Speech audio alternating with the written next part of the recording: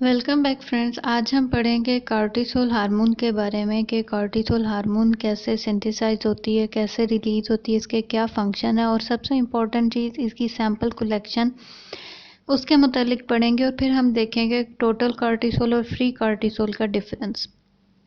तो इसलिए आप पूरा लेक्चर देखें और कार्टिसोल हार्मोन के मुतालिक इंफॉर्मेशन लें। सबसे पहले जो है कार्टिसोल जो है ये एक स्टीरॉयड हार्मोन है। इसको हम स्टीरॉयड हार्मोन इसलिए बोलते हैं क्योंकि स्टीरॉयड हार्मोन्स क्या हैं, स्टीरॉयड्स ऐसे केमिकल्स होते हैं जो कि नेचुरली ह्यूमन बॉडी में प्रोड्यूस होते हैं और वो इस तरह डिज़ाइन किए जाते हैं कि जो बॉडी के अंदर कोई भी इन्फ्लेमेशन है उसको वो रिड्यूस कर सकें। और इसके अलावा भी बहुत ज़्यादा फंक्शंस जो हैं स्टीरॉयड हार्मोन जो है वो परफॉर्म करती है, जो कि हम देखेंगे। तो कार्टिसोल जो है ये स्टीरॉयड हार्मोन है और इसकी कंपोजिशन के हिसाब से ये जो है ये ग्लूकोकॉर्टिकॉइड है। इसको हम ग्लूकोकॉर्टिकॉइड हार्मोन कैटेगरी के अंदर लेते हैं।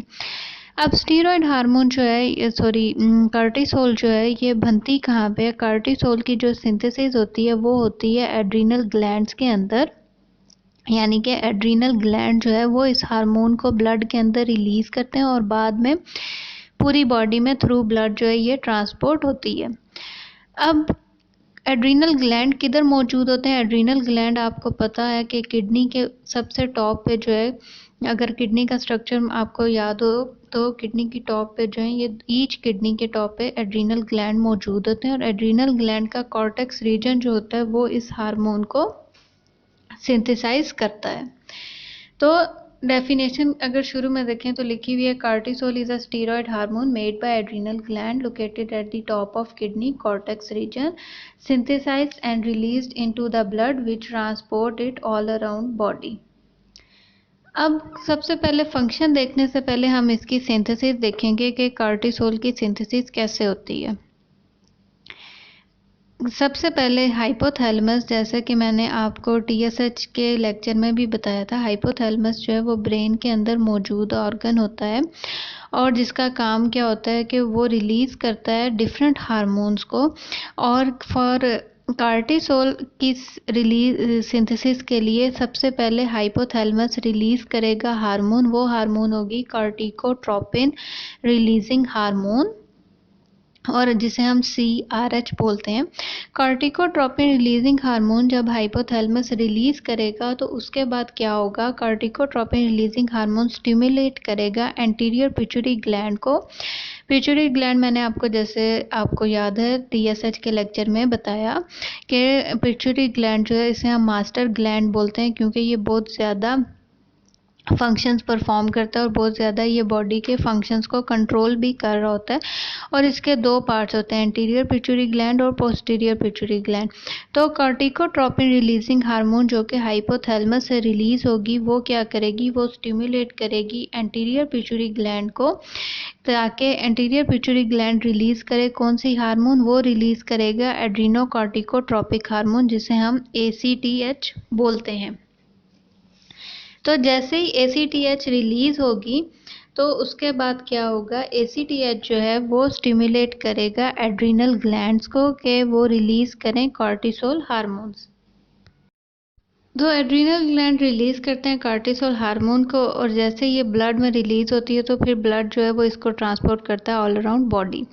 तो अब आपको इसकी सिंथेसिस और समझ आ गई होगी कि हाइपोथैलेमस से स्टार्ट होता है, यानी कि ब्रेन के अंदर मौजूद ऑर्गन हाइपोथैलेमस जो है वो रिलीज करता है कार्टिकोट्रोपिन रिलीजिंग हार्मोन जो कि स्टिमुलेट करेगी एंटीरियर पिट्यूटरी ग्लैंड को कि वो रिलीज करे एड्रीनोकार्टिकोट्रोपिक हार्मोन जिसे हम ACTH बोलते हैं। और ACTH स्टिमुलेट करेगा एड्रीनल ग्लैंड्स को जो कि मौजूद हैं किडनी के ऊपर, ताकि वो रिलीज करें कार्टिसोल।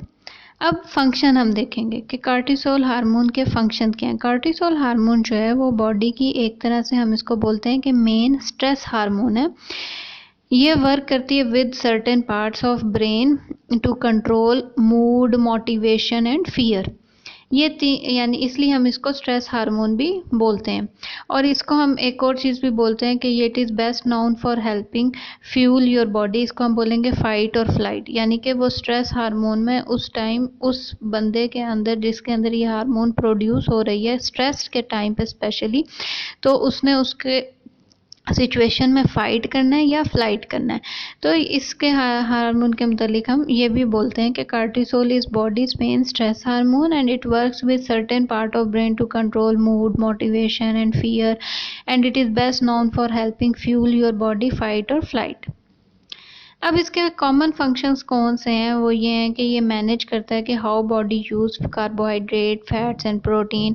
इसके अलावा जो सबसे इम्पोर्टेंट फंक्शन, जैसे मैंने स्टार्ट में बताया कि कीप्स इन्फ्लेमेशन डाउन। इसके अलावा रेगुलेट्स योर ब्लड प्रेशर।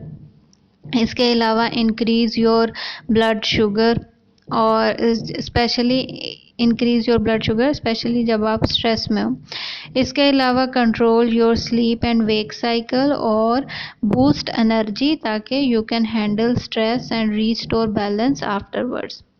तो ये तो थे फंक्शंस ऑफ कार्टिसोल हार्मोन्स के manage how body use carbohydrate, fat and protein, keeps inflammation down, regulates your blood pressure, increase your blood sugar, control your sleep wake cycle, boost energy, so can handle stress and restore balance afterwards। अब हम देखेंगे lab point of view से सबसे important चीज़ इसकी sample collection के मुतालिक, क्योंकि अक्सर कंफ्यूज हो जाते हैं कि कार्टिसोल हार्मोन का जो है वो सैंपल कलेक्शन किस टाइम करना चाहिए और वैल्यू जो है वो किस तरह वेरी करती है। तो अब हम चलते हैं सैंपल कलेक्शन की तरफ। कार्टिसोल हार्मोन के लिए हमें चाहिए सैंपल जो कि हम वेन से लेते हैं, ब्लड चाहिए, और सीरम बाद में हम कलेक्ट करेंगे सैंपल परफॉर्म करने के लिए, और वो सीरम जो है वो क्लियर नॉन हीमोलाइज सीरम होना चाहिए। और इसके अलावा कार्टिसोल टेस्ट जो है वो परफॉर्म किया जाता है यूरिन में, और उसके लिए 24 आवर यूरिन चाहिए, और सलाइवा में भी परफॉर्म किया जाता है कार्टिसोल हार्मोन टेस्ट। लेकिन मोस्ट कॉमनली जो है वो कार्टिसोल जो है वो ब्लड और यूरिन के थ्रू परफॉर्म किया जाता है। हम देखेंगे कि ब्लड और यूरिन की क्यों ज़रूरत पड़ती है। अगर हमें ब्लड चाहिए तो वो जो है वो हम कलेक्ट करेंगे, अगर मॉर्निंग में कलेक्ट कर रहे हैं तो उसके लिए 8 AM से 10 AM टाइम होना चाहिए। अगर आपके पास पेशेंट आता है या अगर आप खुद अपना हार्मोन चेक कराने जा रहे हैं कार्टिसोल, तो आप देखें कि आपको किस टाइम पे जाना है, स्पेशली 8 AM से 10 AM के दरमियान में। क्यों? क्योंकि इस टाइम के पीरियड के बीच में कार्टिसोल लेवल्स जो हैं वो अपने पीक पे होते हैं। तो हमें मालूम करना होता है कि इस टाइम पे कार्टिसोल लेवल पीक पे हैं या नहीं है। और नॉर्मल रेंज जो है वो होगी 171 से 536 नैनोमोल पर लीटर। और ये रेंज जो है ये according to machine, according to kits और अकॉर्डिंग टू यूनिट वेरी कर सकती है, इसलिए आप अपनी रेंज को कंसिडर करें। लेकिन जस्ट फॉर आइडिया मैं आपको बता रही हूँ कि इन नैनोमोल पर लीटर मॉर्निंग में अगर सैंपल कलेक्ट किया गया 8 AM से 10 AM के दरमियान में, तो रेंज जो होगी वो होगी 171 से 536 नैनोमोल पर लीटर। अगर इवनिंग में सैंपल कलेक्ट करना है कार्टिसोल का, तो वो टाइम पीरियड होना चाहिए 4 PM से 8 PM के दरमियान में, क्योंकि उस वक्त जो है वो कार्टिसोल लेवल जो है वो ड्रॉप हो जाता है सिग्निफिकेंटली। तो उस टाइम पे अगर टेस्ट परफॉर्म किया जाता है, अगर सैंपल इवनिंग में लिया गया 4 PM से 8 PM के दरमियान में, तो नॉर्मल रेंज जो है वो क्या होगी 64 से 340 नैनोमोल पर लीटर। तो इधर से हमें एक और पॉइंट भी समझ में आता है कि जब भी हम सैंपल कलेक्ट करते हैं कार्टिसोल के लिए, तो ज़रूरी है कि आप जो है वो टाइम जो है वो ज़रूर मेंशन करें कि सैंपल कलेक्शन टाइम क्या था, ताकि उस हिसाब से जो है वो रिपोर्ट रीडिंग हो कि मॉर्निंग में कलेक्ट किया गया या इवनिंग में कलेक्ट किया गया है। और मैंने बताया फ्री कार्टिसोल जो है उसके लिए हमें 24 आवर्स यूरिन चाहिए होता है, जिसकी नॉर्मल रेंज जो है वो होती है 10 से 100 mcg पर 24 आवर्स, या कई जगहों पे आप देखेंगे 9 से 180 माइक्रोग्राम पर डी। तो अब फ्री कार्टिसोल क्यों बोलते हैं? यूरिनरी फ्री कार्टिसोल जो है उसे हम इसलिए फ्री कार्टिसोल बोलते हैं क्योंकि ये किसी भी दूसरे सब्सटेंस के साथ अटैच नहीं होती, बाउंड नहीं होती। तो यूरिनरी मेजरमेंट जो है वो ऑफ कार्टिसोल जो है वो डायरेक्टली रिफ्लेक्ट करेगी ब्लड लेवल ऑफ कार्टिसोल, यानी कि फ्री लेवल या एक्टिव फॉर्म ऑफ कार्टिसोल कितनी है। तो फ्री कार्टिसोल क्या है कि urinary free cortisol is the measurement of cortisol in the urine that is not attached to other substances and the urinary measurement directly reflects the blood level of cortisol.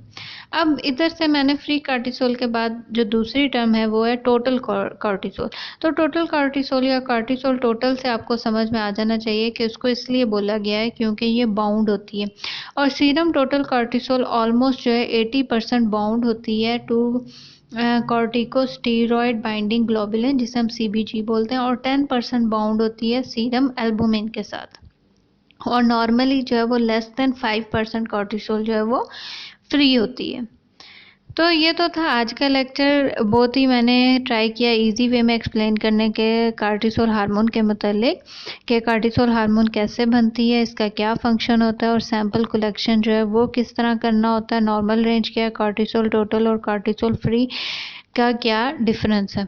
तो ये lecture इधर ही complete होता है। इसी cortisol के मुतालिक linked lecture जो है वो है कुशिंग सिंड्रोम और एडिसन डिसीज़ का डिफरेंस, क्योंकि एक में कुशिंग में और एडिसन डिजीज में क्या होगा, कार्टिसोल लेवल अगर कम होता है या ज़्यादा होता है तो कौन सा सिंड्रोम या कौन सी डिजीज़ होगी, कुशिंग होगी या एडिसन होगी।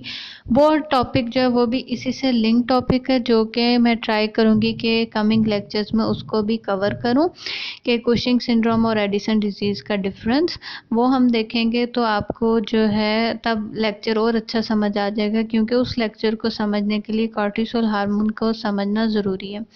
तो ये लेक्चर जो है ये इधर ही कंप्लीट हो गया है। आई होप कि आपको कार्टिसोल हार्मोन के मुतालिक तमाम चीज़ें समझ आ गई होंगी। बहुत ही ब्रीफ वे में मैंने ट्राई किया एक्सप्लेन करने के लिए। अगर आपको कोई भी इसके मुतालिक क्वेश्चन है तो आप ज़रूर कमेंट्स में लिखिए, मैं ट्राई करूँगी आंसर करने के लिए। और अगर कोई और टॉपिक भी है आप लोग सजेस्ट करना चाहते हैं तो वो भी कमेंट्स में लिखिए।